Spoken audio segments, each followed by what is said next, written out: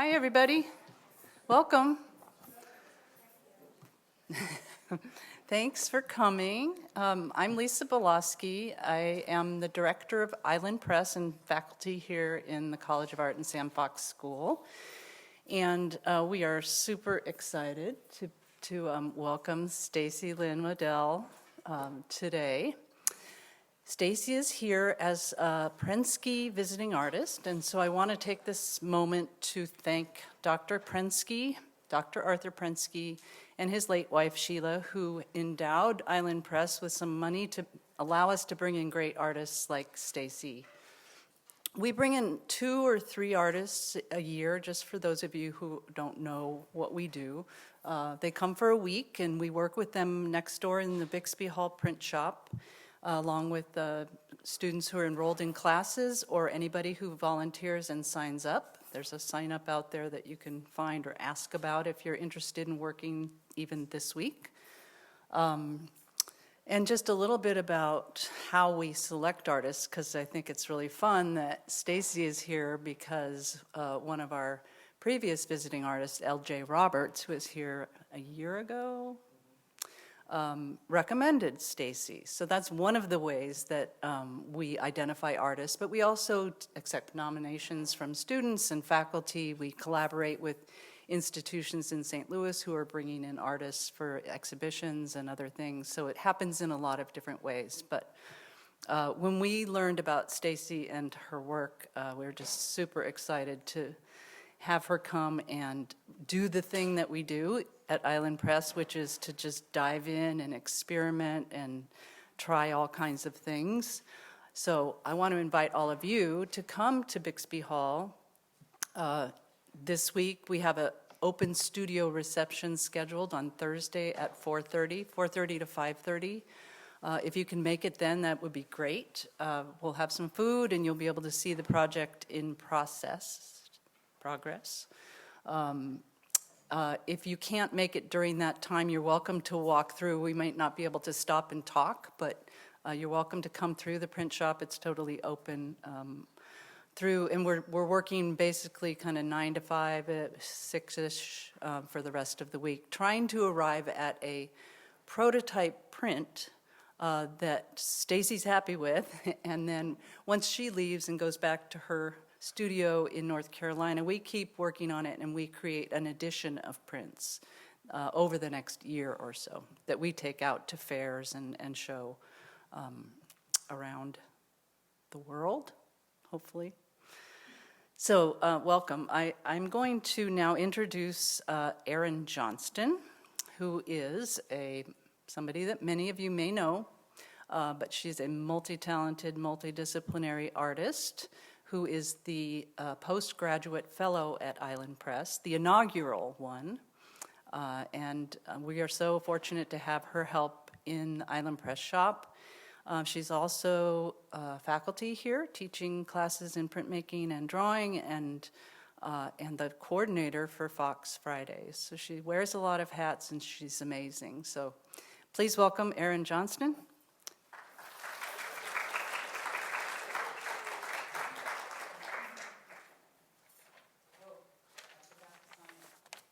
I got you.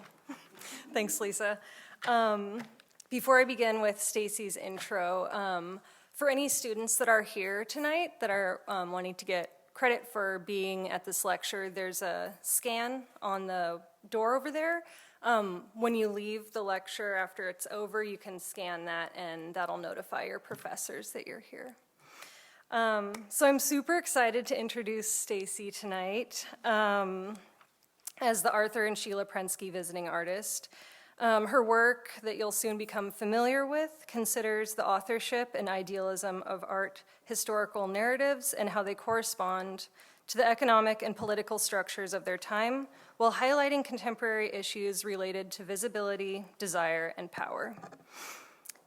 Stacy has been awarded a series of residencies, including those at the Joan Mitchell Center in New Orleans, the Civitella Ranieri Foundation Fellowship in Umbria, Italy, and the Southern Constellations Fellowship in Greensboro, North Carolina, just to name a few.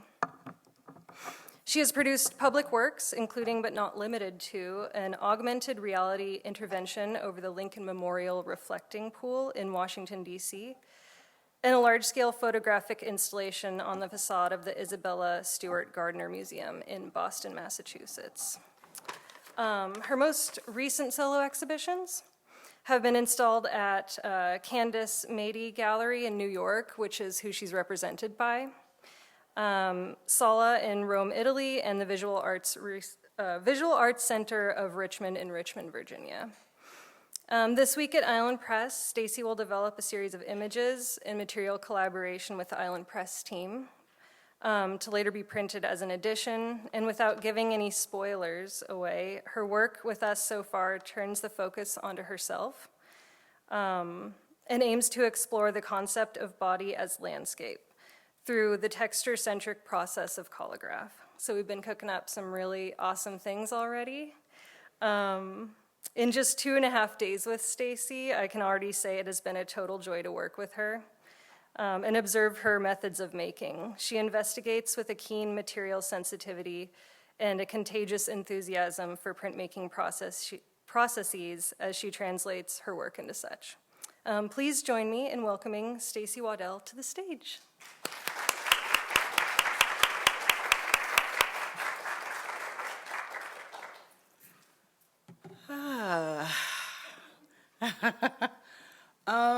It is really amazing to be here. I've never met 3 more enthusiastic and amazing people than I have in Lisa and Tom and Aaron. I mean, they just sort of burst through the screen when we had our initial Zoom, and I thought, there's no way I'm gonna get there, and they're gonna be that jolly and that, like, upbeat all the time. They're even more. So it's been a real pleasure. I'm personally excited to be here because this is a kind of opportunity that I've wanted for a long time. And so it's even more gratifying that another artist was able to kind of speak my name in a room where I wasn't present. And I would say to all the artists or artists in training that are here tonight, it's nothing more gratifying than to have a peer and someone that you respect, sort of respect you. So create community while you're here in school, because those will be the people that you lean on later. So anyway, tonight there is a title up here, How I Got Here. I want to talk a little bit about how I came to be an artist, or more importantly, how I come to make the things that I make. I've been told for years that my practice really kind of saddles up next to printmaking. There's a lot of repetition, there are matrices, there are things that I deal with materially that are very similar, and being here the last couple days has really honed in, I've honed in on that. So I'll show you at first some things, some artists or images that inspire me as I'm talking, and giving you a little bit of backstory about myself. I am someone I was a high school art teacher. I never planned to be a working artist. I never planned to kind of go out there and hang my shingle in front of a studio and take my chances. But I went to graduate school, and graduate school will sort of turn you, and it did. After the first year, I thought, wow, I want to have an opportunity to really play this thing out. And so, again, I'm showing you Warhol and Ronnie Horn and Kiki Smith and, all kinds of things, objects. Thaddeus Mosley, a sculptor in Pennsylvania who's in his late 90s and still busting out amazing sculptural pieces. But what happened once I decided to go forward and become an artist, it's like a light bulb sort of went off. I didn't have a practice.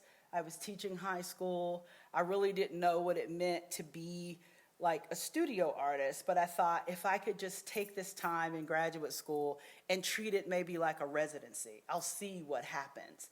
And something happened. I found materials, I found processes, I found paper, I found things that I could sort of translate through my hand that seemed to make sense to me.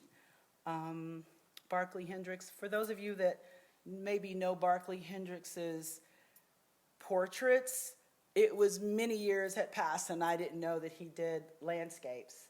And he did.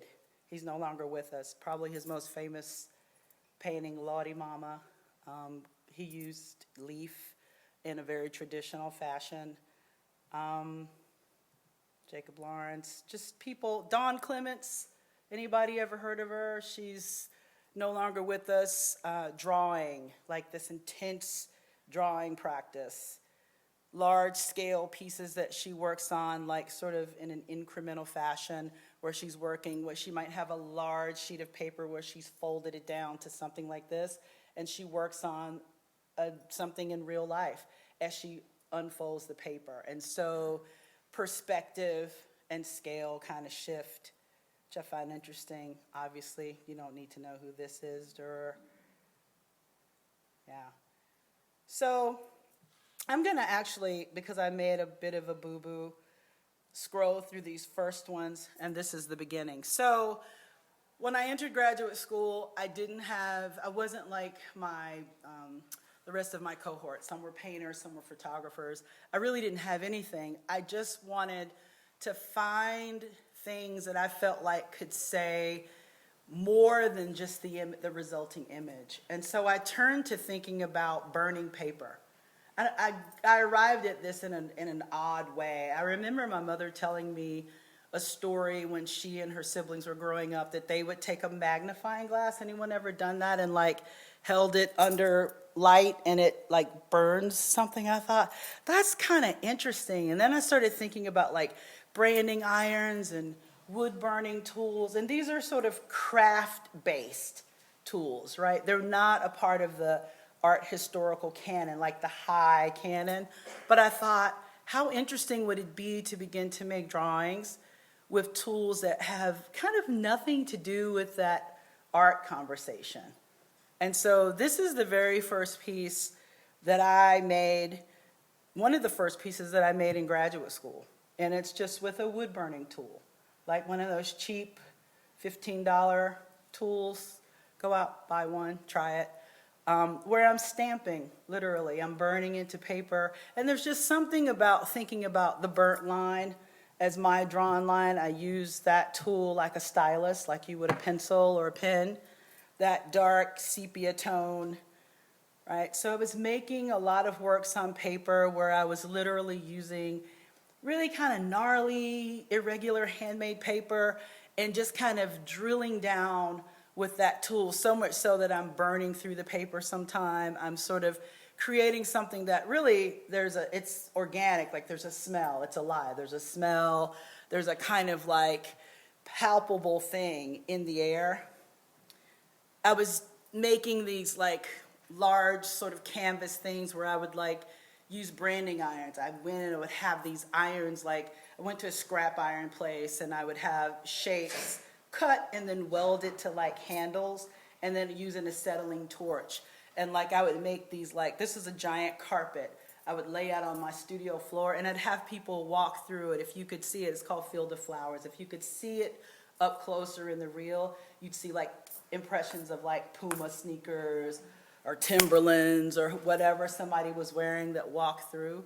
But again, getting at trying to make things that were my versions of drawings and paintings. So this is a large sort of collaged piece where I'm like burning or branding muslin and canvas, then cutting it out and then layering it together, right? So now that I'm here making collagraphs, I'm like, oh yeah, right, okay. So I kind of meandered a bit through grad school looking for different things. And once I found, like early in the second year, fire or heat or burning and singeing, I thought, okay, so at the very last minute, when I was trying to get work together for my thesis, I thought, I'm going to do exactly what I want to do. At like the much dismay of my like committee, they were like, no, just stay the course. Like I'd already written the thesis, I already made the work, I scrapped it all, and I ordered this like 10-foot by almost 30-foot grommeted tarp from a place called Chicago Canvas. I'd heard one of my advisors just sort of say, they weren't even talking to me, they were talking about painting and artists that paint on canvases, and I heard him say, oh, Kerry James Marshall orders his like tarp, go look it up, this backdrop paintings. Those large paintings when he first started, he was painting on canvas backdrops. And he orders them, he's from Chicago, a place called Chicago Canvas.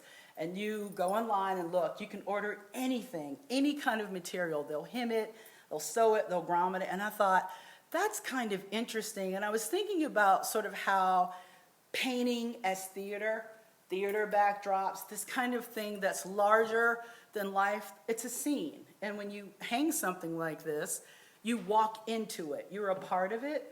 And so this is called Fantastic Landscape. It's this big, ugly, gnarly, like things are burned and they're singed, and I like took up like a big chunk of the parking lot out at the art lab, and I was like using my like branding irons, and had torches, and I was setting stuff on fire. It just caused a whole giant like problem because people thought I was going to burn the building down. But I wanted to make a giant collaged, messy, almost prehistoric kind of scene, a landscape. Landscape is important to me. I grew up on a farm. This idea of thinking about the outdoors and your relationship to it is important to me. Again, another of these kind of tarp backdrop paintings where I'm cutting and gluing and pasting. And branding, making my own sort of materials.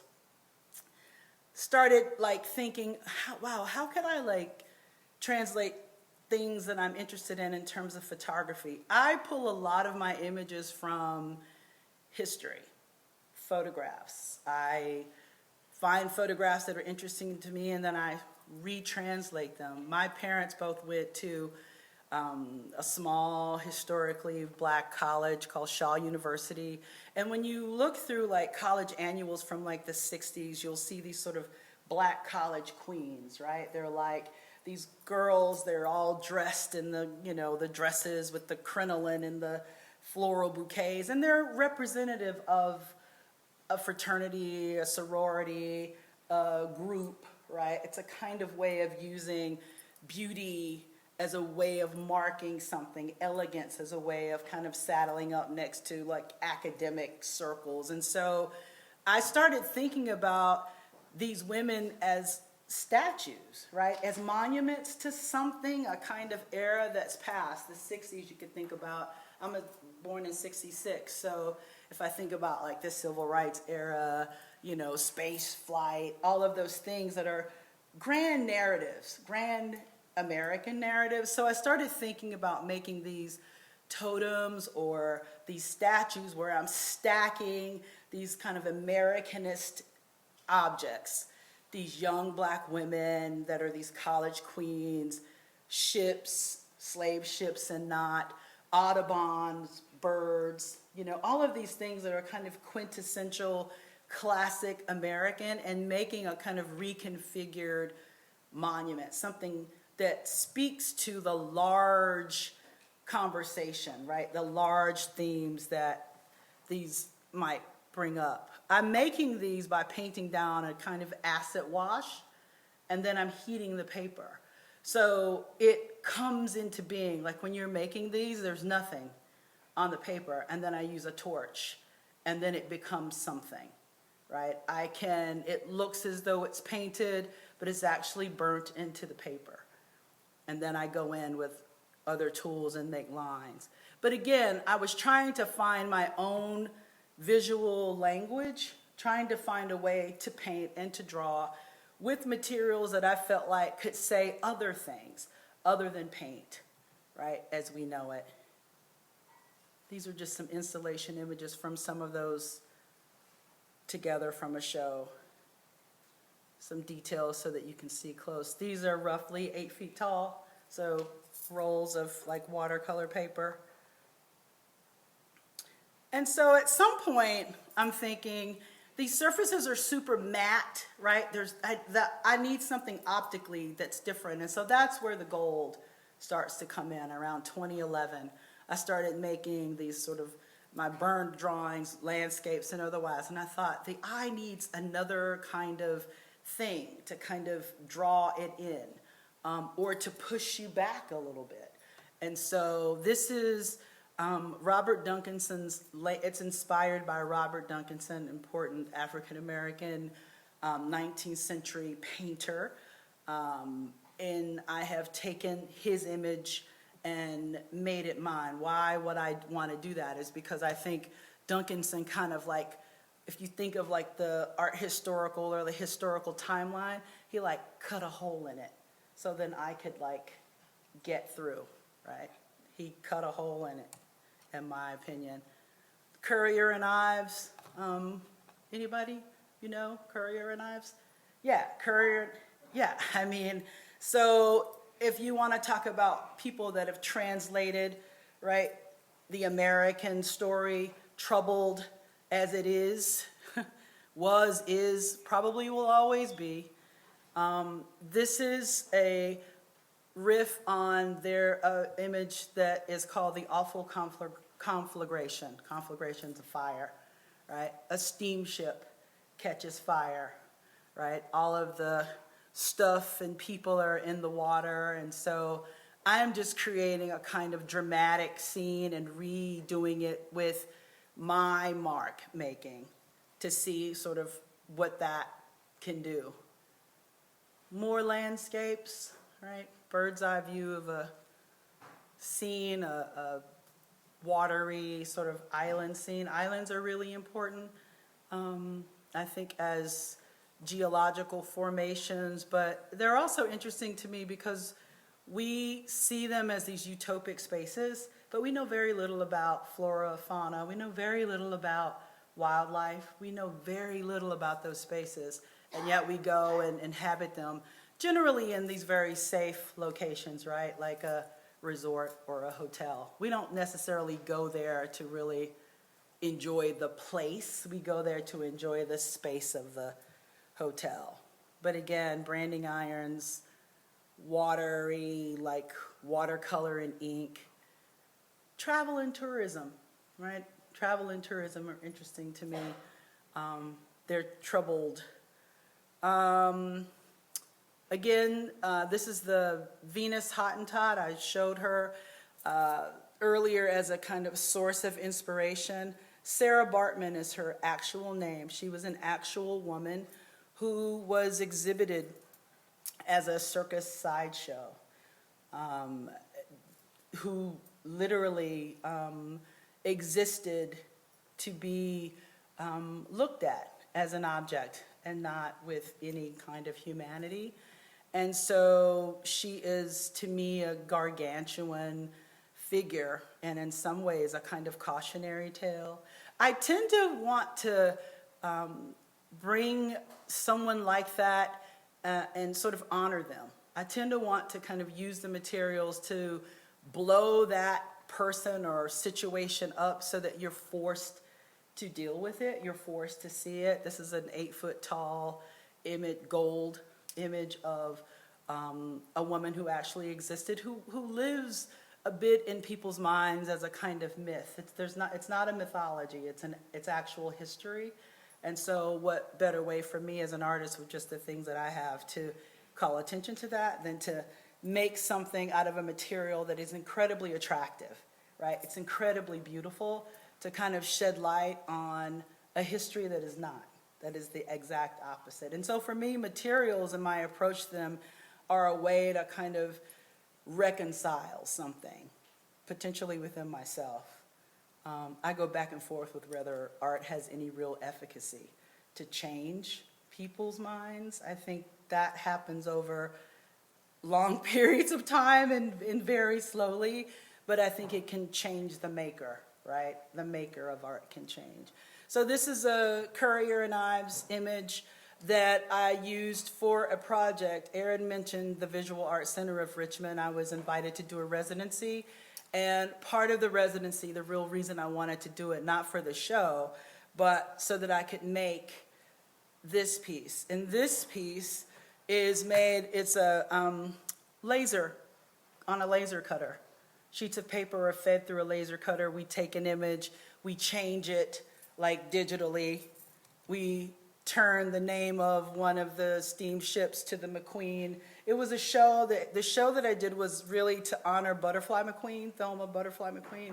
Anyone know who that is? Prissy from Gone with the Wind. She was a real person. Her name was Thelma Butterfly McQueen. She was a young dancer and actress who got this role, the biggest role of her life. She played opposite Hattie McDaniel, who won the Oscar for Mammy and Gone with the Wind. And the backstory is that she was incredibly troubled, right? She got a role that was the biggest of her life that wound up typecasting her, right? But there's all of this sort of mythology about how she and McDaniel sort of got along, how Hattie McDaniel is an older black actress in the 30s. I mean, you know, there aren't that many choices, right, for a black woman. But their relationship versus the relationship that they played in the film, right, the relationship of two women and two actors. And so I created this scene that, let's see, can I go back? Yes. It's called A Midnight Race Between a Butterfly and an Eclipse. So a kind of nod to what it might be like, a psychological piece about what it could be like to be her. What is it like to have to exist in a way that you're not comfortable with? What are you competing with all the time to have to bring yourself, your humanity, you know, to the forefront? And so this is a large print. We editioned this. It is pretty interesting. You can see here, it's shown by just little tiny like brass brads and directly affixed to the wall. You can see the decal edge of the paper. It smells, even now, after 8 or 9 years, you can still smell. I mean, a laser cutter has the head of it is a laser. It's burning, it's cutting. And so this is super thick watercolor paper that's heavily sized. And so it's incredibly sculptural in the real. In 2017, I did the Joan Mitchell Artist Residency, and I'd won a Joan Mitchell Painters and Sculptors grant, and then I was able to go and do the residency in New Orleans. And I had gone there, and I was thinking about the quote, "Women are powerful and dangerous," and you can't see it here, but it's an Audre Lorde quote. She was a queer intellectual, poet, novelist. Probably one of her most powerful quotes about women being most powerful and dangerous. And so this is just that hidden within this kind of variegated leaf. If you see it in the reel, you can catch edges and get the text. It kind of blows out here. But one of the things that got me thinking about the real project that I was there to work on was this quote and this person, Maren Hasinger, who's an artist, very important artist. So if you think of like someone like Senga Ngugi, someone in that generation of artists, she and Senga are very dear friends. Maren was in residence with me down at Joan Mitchell, and one day we were going out on one of the little field trips they take us, and she had this t-shirt on. This t-shirt is actually from a very important show that happened at the Brooklyn Museum in 2017, and it was wrapping up just as we were in residence together. And I thought, wow, that's kind of interesting. At the time, Maren, who basically built the sculpture department at MICA at the Maryland Institute College of Art in Baltimore, Maryland, was about to step down, and after decades of teaching and being an artist, just focus on her work. So while she was in residence, she was also kind of going through a kind of transition. She'd been in this show, and I thought, oh, yeah, I'll just turn her into this kind of statue, a memorial, right? I'll turn her into something that is a monument. And at the time, we were talking a lot about monuments nationally. I was in New Orleans. New Orleans was one of the cities that, like, in the nighttime went around and took down all this Confederate statuary off the pedestals. So when you go into the city, there were just, and this was in 2017, there were just the pedestals. There was no statuary, it was just pedestals. And so I thought, this is an incredible opportunity to do something where you fill that space with what you want to fill it with. I don't make sculpture, I make 2D images. So I turned Marin into her own kind of, or my own kind of person. This is just an underpainting, own kind of statue or important sculptural moment. This is just an underpainting that I gilded over on top of for that piece. Another kind of honorific portrait. So photographs, real people, and photos from my family archive. I'm sort of the unofficial photo archivist of my family. I have all the photographs. If you want a photograph of my grandmother when she was 19, I have it. If you want a photograph of my uncle when he graduated from high school, I have it. And this is a picture of my mom and myself and my youngest sister that I've always loved. It was at kind of a turning point for me. I was like 12. It's like a weird time. I was taller than everybody. You know, I was like kind of gawky and odd. And I thought, it's kind of like a moment. And this is one of the first, this is when gold became just a material unto itself. And I started working on canvas and making paintings. And so this is the first one. It's called Family Portrait.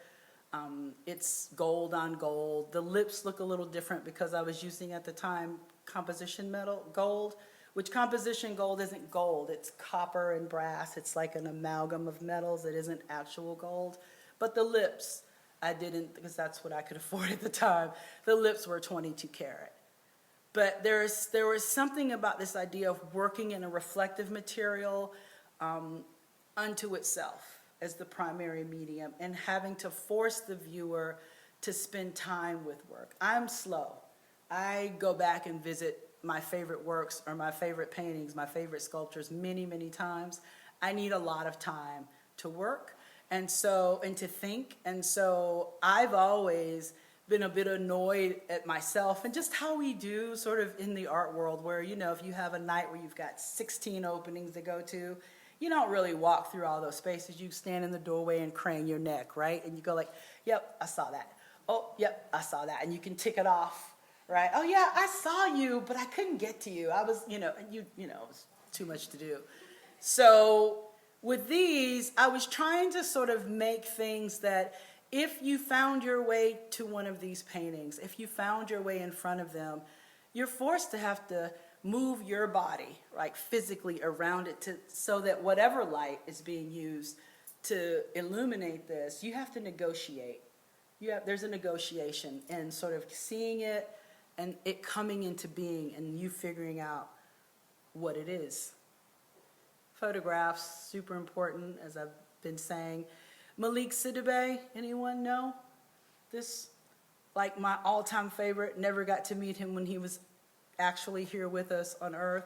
But Sidibe is important because in the 60s and 70s, he was making work about a newly liberated Mali, right? It's from Bamako in Africa. And he was doing it by way of photographing youth culture, right? Young African men and women who were in many cases adopting like American music.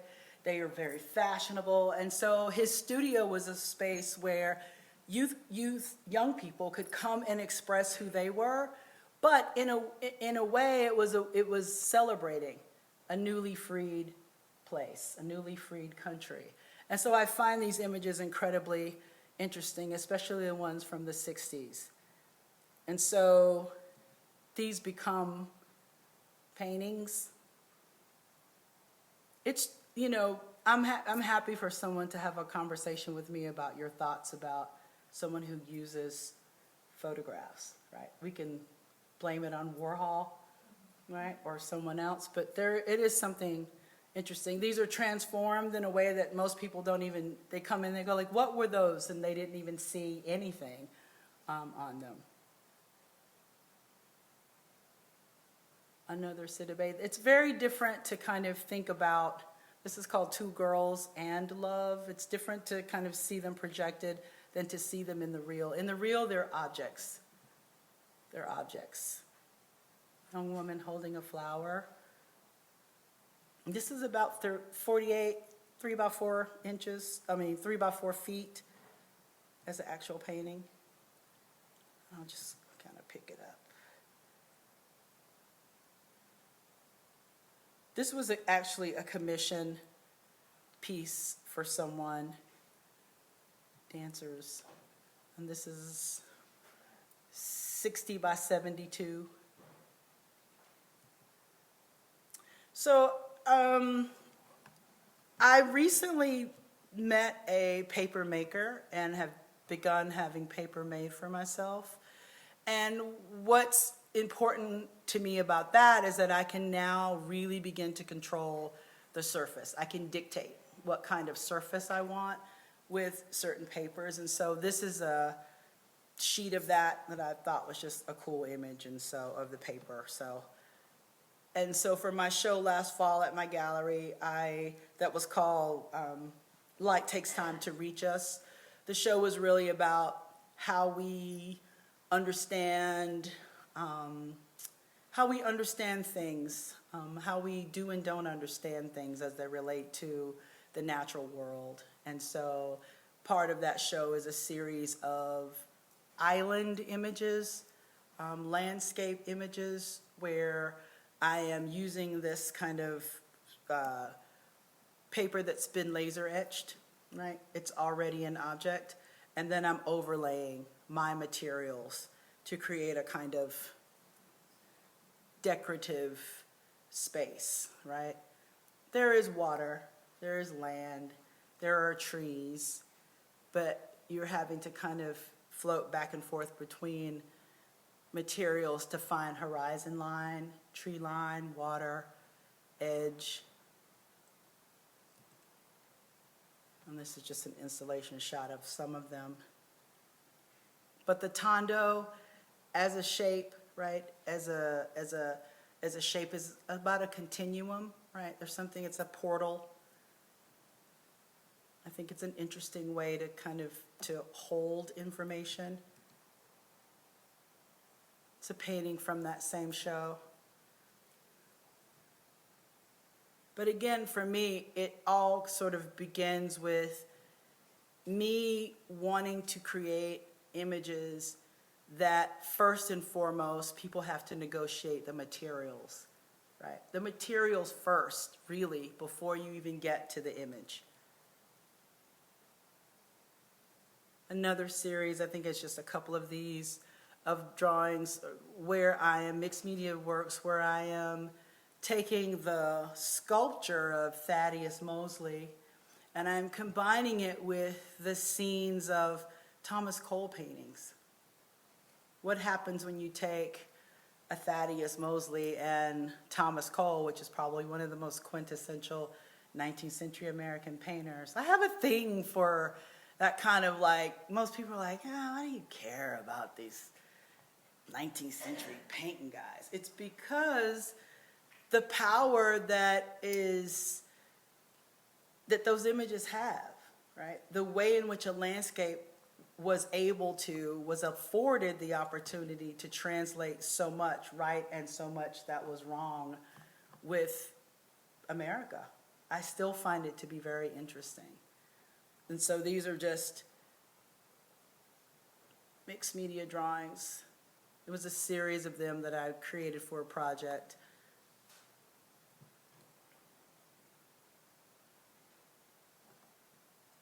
Robert Duncanson, A View of Asheville. It was in a show at the Nasher Museum of Art at Duke University about the natural world and our artists' relationships to the natural world.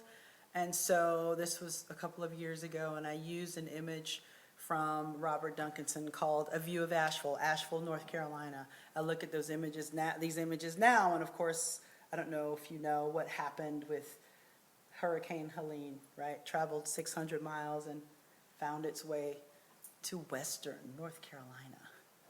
Yeah. So these were about cloud cover and what happens when, you know, the natural world is left untended or disrupted. These floral reliefs are something else. I mean, florals as a painting motif. I mean, I care about that. Landscape, florals, portraiture. They're all very traditional painting motifs. Here I'm creating a kind of like, really it's similar to, I don't know, to what I'm doing now, where you're just laying down material and then you're coming back over top of it with gold leaf. It's very similar to pastilla. It's like a Italian word for paste work, right? Where you're putting down medium, you're putting down stuff. That's drying, right? And then you're gilding. Just gonna keep scrolling through here. I make these, I was cleaning my studio out years ago and I found one of these Mylar blankets. You know those like emergency blankets? They're like thin. Runners use them when they want like a quick source of heat.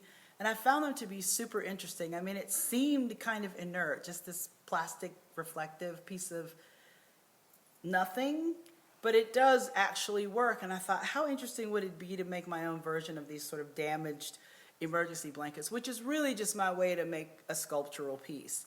A giant sheet of paper that's loaded with materials, distressed, folded, and then it can become something. It can become anything. It can change. Right? It can be shaped. Right? This is a piece that I made, one of my damaged emergency blankets. This is at Civitella Ranieri when I was there in Umbertide, Italy. I just sort of finished it there, and that's just a view of it outside on the lawn. But this is it installed. It's roughly 88 by 218 images. It's damaged emergency blanket for the Black Knight satellite having landed in Rome. Did you all remember that satellite, the Black Knight satellite that was roaming around? We'll talk about it later. So, and this is where I'm going to stop and I'm going to show you a little film. I was able to do a residency in 2022. The whole year I went for like short stints to the Isabella Stewart Gardner Museum, an incredibly interesting place, essentially a house museum, right? Gardner built an Italian palazzo on what was a trash heap in Boston. And then in 2015, Renzo Piano, the famous architect, built a contemporary wing that kind of bridges the two together. And they have like artist apartments and other things in that wing. But what's interesting about the Gardner is that you're going to a place that has a courtyard in the middle. It's literally designed like an Italian palazzo, and it's filled with incredible and incredibly important works. And so the altarpiece that you see is a Simone Martini altarpiece. Simone Martini is an important early Renaissance figure who his use of gold, his sort of experimental use of materials is something of great interest to me. And those images that I said were like the blooper images that I don't want to give anybody whiplash, but let's go back. Let's see. When I was in residence, it's more of a research residency. And so while I was there, I had a chance to spend a lot of time with the conservator, Gianfranco Pocabene. Right? And that's me and Gianfranco and Nate. And I'm holding a painting from the 1300s with my bare hands, like bare. Like, didn't have to wear gloves. Like, I'm wearing a mask. It was like 2022. And what's beautiful about this, down below, where you see those patrons down below, the Madonna image, you'll see just around those arches is paste work, like where he built up paste work to create these little columns and arches. All of the kind of woodwork that's etched into the wood before it's gilded, just spectacular. I mean, this is like, for people that are interested in gilding, this is like the beginning. We're going back to the start, or one start. Right? The gardener, wait a minute, yeah. All the frames are interesting. You know the history of the gardener, you know that in 1990 there was a theft, right? Paintings were stolen from the gardener, important paintings, there was this big art heist. And when you go to the museum, they left the frames there. So where you see empty frames on the walls are where people stole the paintings and left the frames. So it's still it's still an active investigation. There's still an active reward. They're still looking. I don't know. We'll see. That's the back of the Simone Martini, where it wasn't actual gold, but it was silver that's tarnished. And it was actually used like a mirror. This is a devotional object. Keep in mind, it's very small, devotional object. So you see the painting on the front, you can turn it on the back, and it was such that it was mirrored, right? And so that's just me kind of looking at that. And that's the front. 1300s, I touched that. I'm gonna, just in case anybody cares. So I'm gonna show you, while I was in residence, I was able to be in a show called Medal of Honor. It's odd that now that I'm like, I use gold mostly exclusively. I've been in a couple of shows where curators have tried to put either contemporary artists in context with like a Simone Martini, because we all are interested in gold. And it's been interesting to kind of meet other artists that also love the material, but they made a film. I'm gonna see if I can do this right. Can I do it right? My man back there in the booth won't let me down. Here we go. So I'm gonna show a little. Here we go. It's like 3 minutes. Don't leave, and we'll talk after. Okay.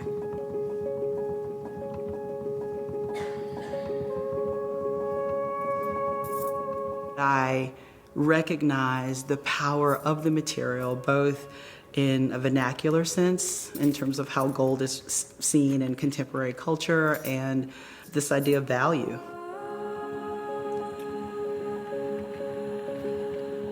Gold is a metal of honor. It has this wonderful yellow color in many different shades, but it's also a metal, so it has reflective properties that other paints do not.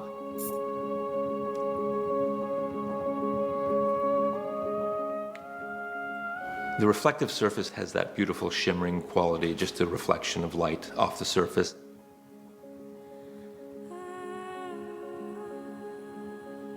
You physically have to negotiate around the piece to really take it all in, for it to slowly unfold. We have a unique collection here at the Gardner, and foremost among them are two works by the leading 14th century painter Simone Martini. He broke new ground in the way that he used gold. So you'll see layers of framing that are punched and tooled and finished in ways that sort of add frames within frames within frames. And it's one way of focusing the devotee's eyes. So we have to think of these paintings as functional in a Christian devotional context. In early Italian pictures, they were using metal punches that were carved and shaped at one end. And when you look at the Simone Martini panel, you can see the variety of impressions they could make in the gold with the tools. I noticed that certain painters today have adopted gold in a similar way on the individual depicted in a painting, but instead of depicting Christian devotional figures, they're depicting individuals today. My work is a lot about nuance and things that you have to negotiate optically. I want people to take time with the work and take time to let the work and the surfaces wash over you. From across the room, they might look like just a canvas covered in gold. But as you get closer, your eye picks up on an edge or a corner or something that looks like something you might recognize, and it sort of beckons you, I hope, closer. The astonishing thing about her paintings, as opposed to the Martini, is that she doesn't actually use paint or pigments to create an image. Ultimately, it's about creating an access point for people to create a relationship with someone, in the case of these portraits, that they may not have considered as being important or notable.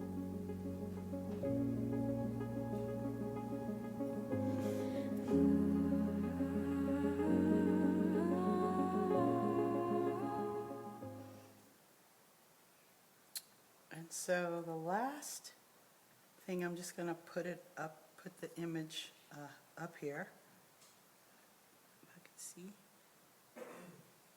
And I can find her. Yeah.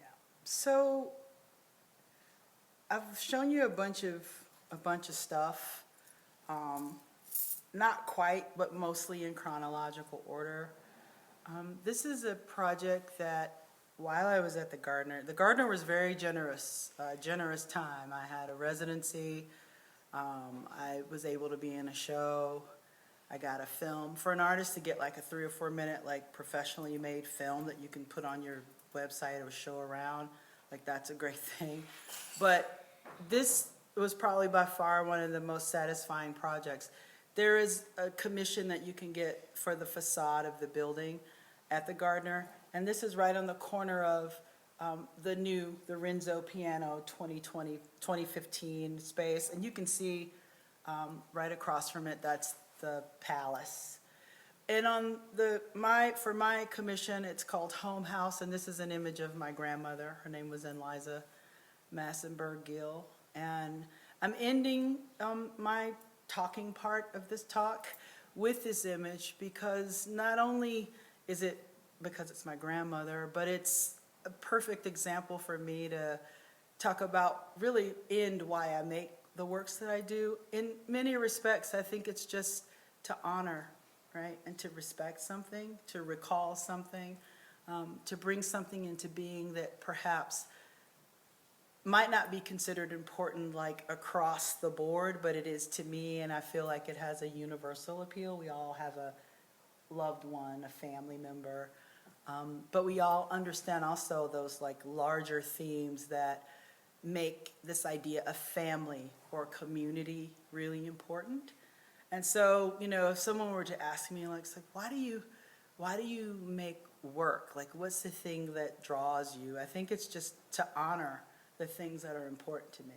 Things, people, materials, whatever that is. And, you know, and I make these layers of materials that I hope people take the time to sort of work through to get at the essence. And so saying that and thinking, oh wow, I'm making collagraphs, like it's so perfect. Like it's just a bunch of layers of stuff, right, that we're gonna cut up and put back together and refashion, and hopefully, you know, that opens kind of makes a cut somewhere for you to enter into, to sort of understand a little bit more about me. But that's it. That's the talk.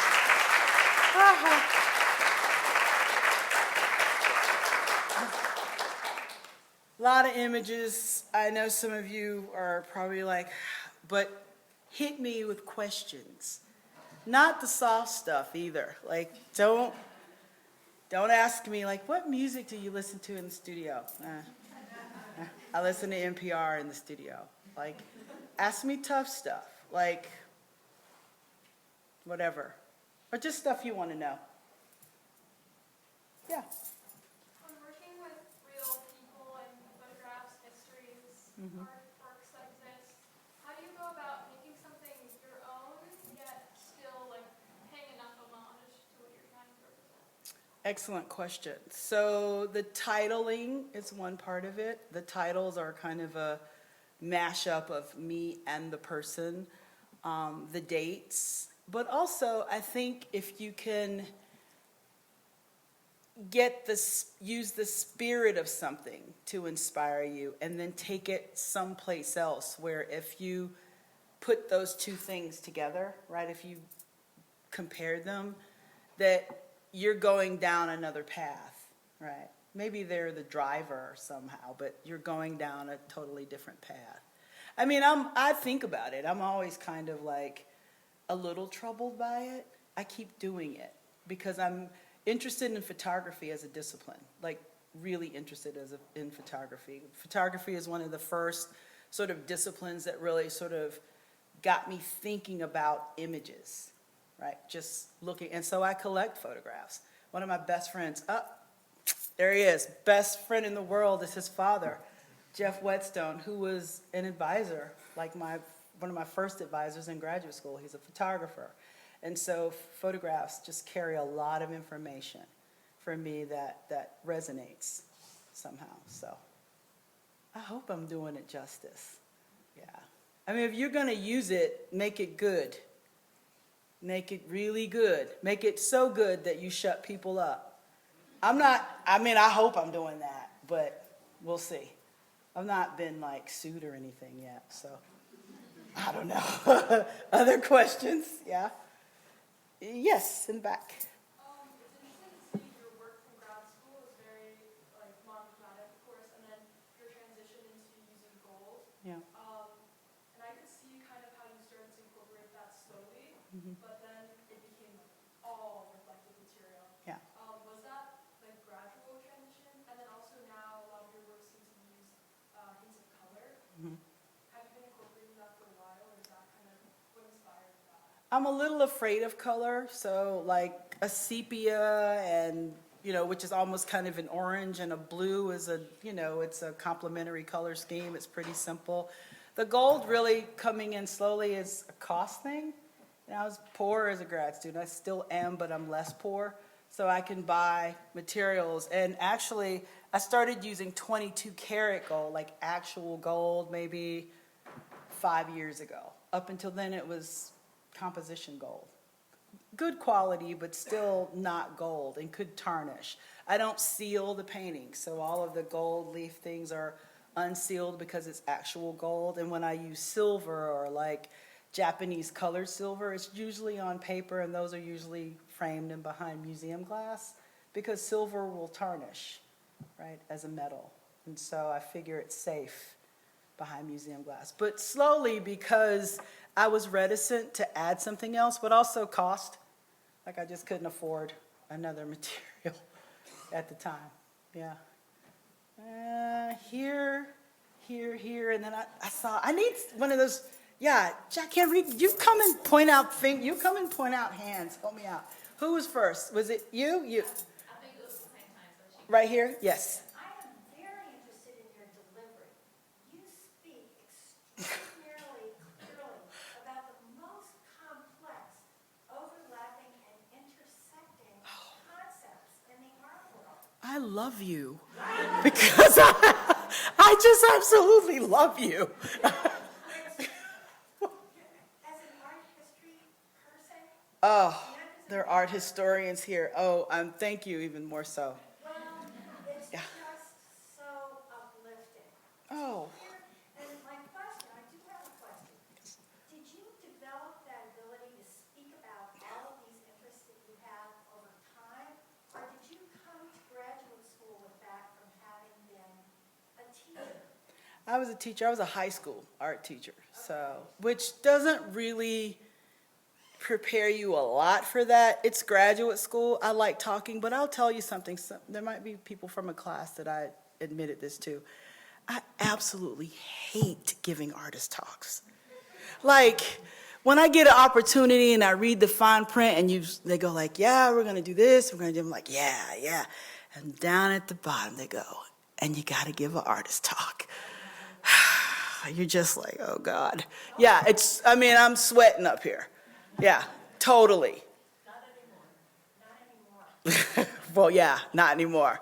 But yeah, it's kind of nerve-wracking because for me, when I'm giving the talk, it's almost like it's flattening the experience for me. Although I know the talk isn't for me. It's to bring more people into the tent, right? To clarify. It's to kind of give people, and you know, it's part of, as I told the class earlier this week, was yesterday actually, it's part of your job. It's part of your responsibility.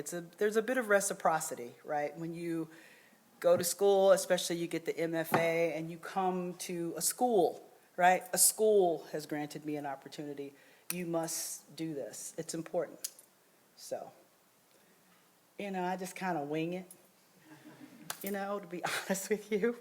But it's what I love. Like we're talking about as artists, we're up here talking about our work. So we can do this. Yeah. Thank you. I love you. Thank you. I needed that. Yes. Hello, my name is Kenny. So, Hi.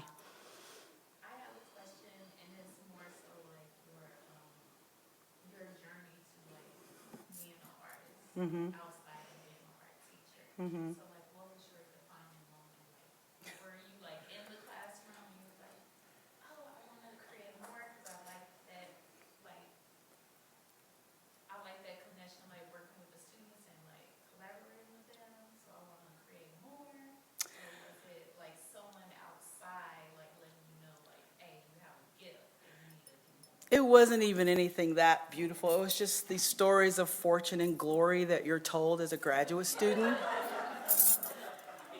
My buddy Jeff and others. I mean, it's something very, you know, it's uplifting to go and to have advisors and people that support you and say, you can do this, right? We did this, we are doing this, you can do this. So it really wasn't, I never intended to do it, but I felt like I should do it. I was like 40 in graduate school. I wasn't like you guys, young, you know, you got good strong backs and legs. I was 40.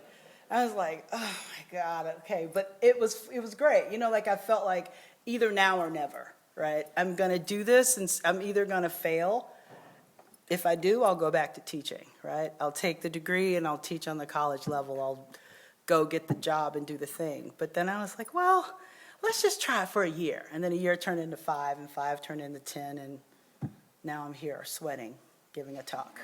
So, yeah, there it is. Yeah, Jack Henry. So, you touched on this a little earlier in both the talk and the first question, but I'm really interested in that the sepia tone through line between the beginning, or your beginning work and the work that you're making now. And I know how material is so important for you. It feels like, I guess, burning the paper and then gilding it are almost at the opposite ends of the spectrum conceptually, but that through line of sepia tone is kind of ties everything together. Yeah. So I think my question is, what is sort of, or I guess describe a little bit more of the conceptual importance of sepia tone and how you view those two kind of opposite ends of the spectrum as you kind of work with the same image and the same colors. Really, in all honesty, the sepia tone comes from sepia photographs. Just those old vintage photos. That it's just something about the patina that time continues to create over something I quite like. And that's why building up a surface, like demolishing something, distressing something, then building it back up really interests me because it's a passage of time. It gives something a kind of genuine quality to it, a realness that I quite like, a weathered look, if you will. But time has passed, which means perhaps this thing is able to persist, right? It's like when you go to like painting galleries and you look at history paintings in museums, and I look at the corners or those frames, or you look at the way and conservators have helped keep these things refreshed, but there's a patina over that work that is about its resistance to being put aside, regardless of whether you like the work or not. So yeah, it's photography. That's it where it is. And I think, for me, like the gold leaf just started as an optical device to give the eye another opportunity to have a moment in front of the work, right? To draw you towards something. I mean, everyone, if you see something that's gold or shiny, it's an attractive thing. And so it was kind of a little bit of a trick optically to bring people, but then I started thinking about, I don't know, the power of the material, which it is, something that's reflective can overpower. So why not just let it be that? Let it be this thing that is all gold and see what happens. Yeah. I know, right here, yes, and then there. You mentioned in like your more recent work getting this like handmade paper that was like specifically for like the work that you're doing is like tailored for that. Yeah. How has like using that compared to like paper that you used in the past, and like what about it specifically like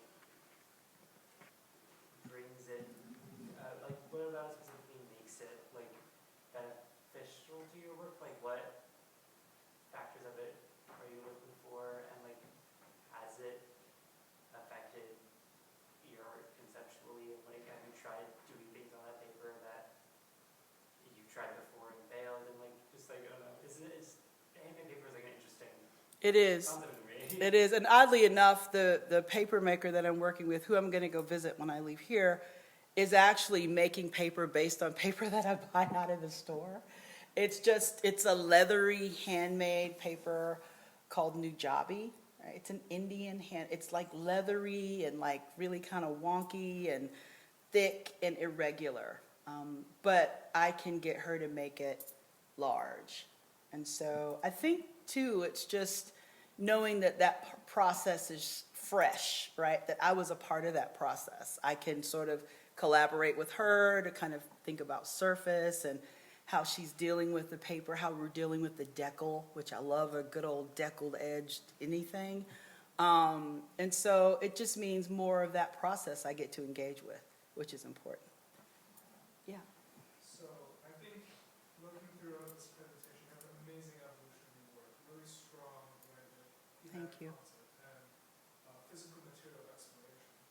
I'm very curious on how do you sort of, through this sort of exploration, plan out a long-term project in terms of like your theme and then what materials you choose, right? Does the experimentation inform the actual subject matter, or does the research behind the historical context of your work inform the materiality? I pretty much use the same materials now for everything. And part of what makes being here at Island Press so important to me is that I came here in part to get a little more courage. Once you start making work for a while, my studio is my domain. I understand it. I don't know anything here. Like, I have to be told what to do, when to eat lunch. Go do this, Stacy. Work on, and that is really good because it's opened up all these possibilities about how I could maybe reimagine my studio practice. I need to take more risks. I need to kind of be a little bit thrown off my game because I've been making art long enough that I need to trust some of those maybe voices that I don't because I'm too busy like working on this for an upcoming that, or, go back to a time when in graduate school you were just kind of firing shots. You weren't really hitting the target. You were just like, okay, make a mess. Like, let's just see. Collagraph, they're like, oh, don't worry about it. Let's just see what it got, and then Tom will go off and do something and come back and it's like, oh, wow, that's amazing. So, I need to, as an artist, gain more confidence, like add some more confidence to the making. Like I feel like I'm in a bit of a rut, although I use materials that I love. I develop things that I really love. I love what I do. It's getting comfortable, and I think it's time to get shaken up, so, yeah. Yeah. One more? Yeah. One more. Somebody want to fight for it, flip for it, arm wrestle? One more, make it a good one. Make it a hard one. No? Oh, okay, and then I have a question. Well, then you can finish it up. Yeah. So, I love what you were saying about using the wood burning tool as a craft tool and using it to make a mark that's your own and really using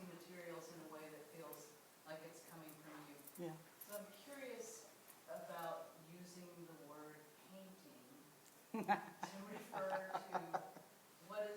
what I understand, maybe this is a two-part question, what I understand to be essentially collaging gold leaf on top of itself Yeah, to create a kind of bas relief. yeah. Keep me honest. Yeah. So,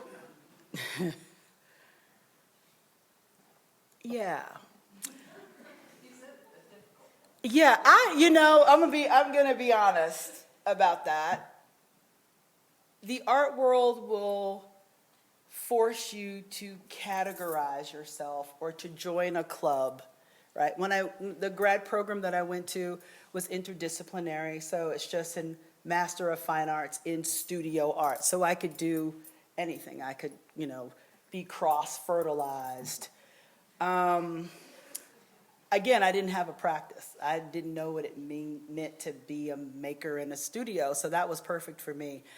I think I know I use the word painting because the conversation around painting and the history of painting is important.